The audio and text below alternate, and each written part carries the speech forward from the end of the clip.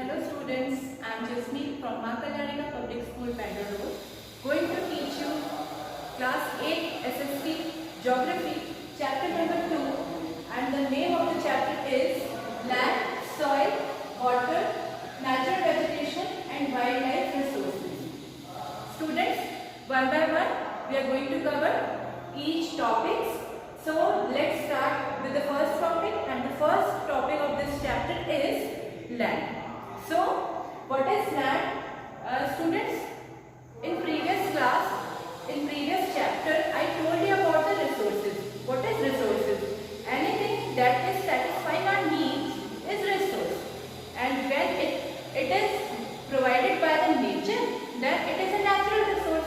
Means anything which is satisfying our needs and provided by the nature, then that is known as natural resource. And land is a natural resource because it is satisfying our needs and it comes out from the nature. That is why land is a natural resource. So land is a natural resource, and 30% of the earth is covered with the land and rest 70% is covered with water. So we are talking about the 30% area that is land, which is means earth is covered by 30% with the land. So out of 30% also, it's not 30% where all can survive. Only a small area, a small percentage is there which is habitable, in which people can survive. So land is 30% overall, and out of 30% also there is a very small percentage in which people can survive. And these depends on the various factors, and many times you observe that there is very uneven distribution of population. Many times you say some areas are densely populated, some areas are sparsely populated. Why this happen? I am telling you about this. So when areas are very sparsely populated, there are some reasons behind it. Why people are not interested to go and live there? Why? Some reasons are there behind it. That reasons are, first one is rugged topography, steep slopes, low-lying areas susceptible to water, desert areas, thick forested areas. So what are these points? I am explaining you. See, rugged topography means uneven land. Uneven land is where people cannot survive. People cannot live there in uneven land. So it is one of the reasons that area will be sparsely populated. Second reason is steep slope. If it is steep, then how people can survive there? It's not possible to make roads, it's not possible to make their houses over there. All these problems happen. So people avoid living in those areas. Like in rugged topography means uneven land, and in steep slopes areas which are low lying, and desert areas where there is no rains. All areas are covered with the sand. There is no possibility of vegetation, so people avoid living in these areas, in desert areas. Thick forested areas is also a problematic area, and all these reasons are there where people cannot survive. For sparsely populated areas, these reasons are there. So now I am going to tell you about the use of the land. What is the use of the land? See students, land can be used for many purposes. Land can be used firstly for agriculture. It is very well known that land is used for agriculture. So I hope you know what is agriculture. Agriculture is keeping animals and growing crops. Means keeping animals and practice of these things. Keeping animals and growing crops is agriculture. Then forestry, land is used for forestry. What is forestry? Planting trees and taking care of that trees is known as forestry. What is forestry? Planting trees and then taking care of that trees is known as forestry. So Land is used for agriculture, land is used for forestry, land is used for mining, land is used for building houses, land is used for building roads, land is used for setting up industries. So there are many use of land, and the important ones are these: agriculture, forestry, mining, building houses, roads, industries. Now, how the use of the land is determined? There are several factors behind it.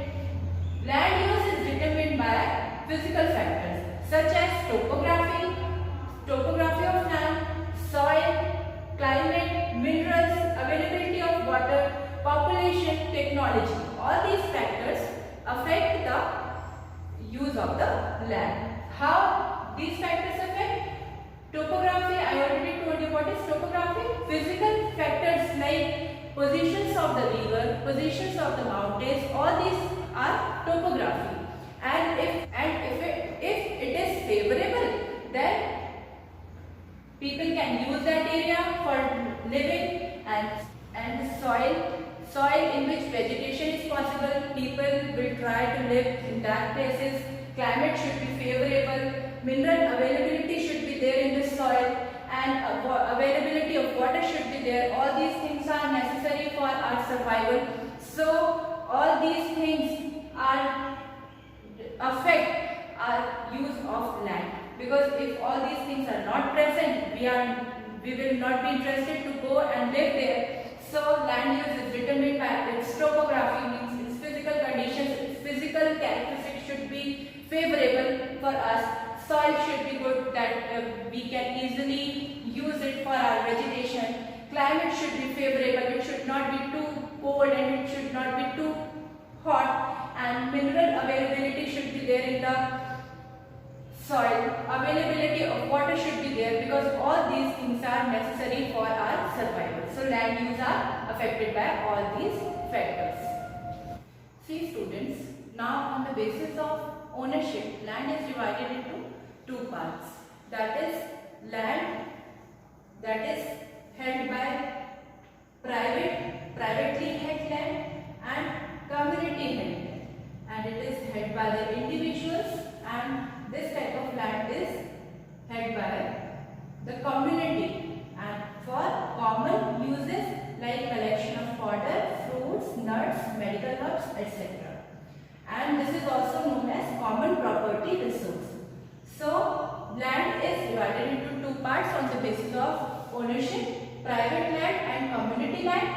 Private land is held by the individuals, and community land is used for common uses like collection of fodder. What is fodder? Fodder is that food which is used to feed the animals. That is fodder. And fruits, you all know very well, fruits, nuts and medical herbs. For the collection of all these things, the land is used, and that land is community. So it is also known as common property resource. Now I will tell you, there are changes in land use with the time, because there is growing population, growing demand led to various changes over the time, and due to these various changes, that reflect the cultural change. You can see with this picture, with the help of this picture, it is very clear that how the use of the land is changing over the time.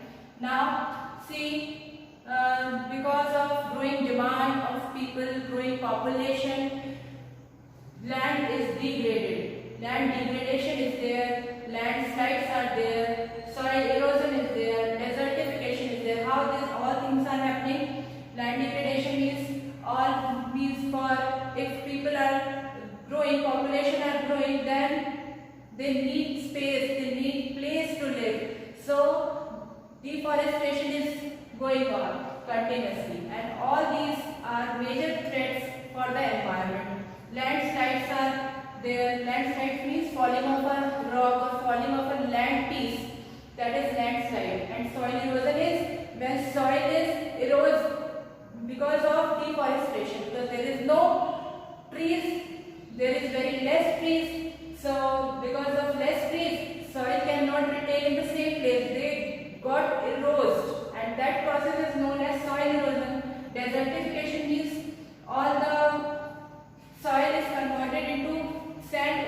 thousands of years.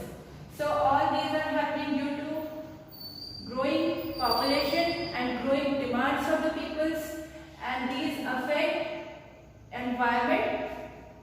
Now, how you can conserve all these land resources?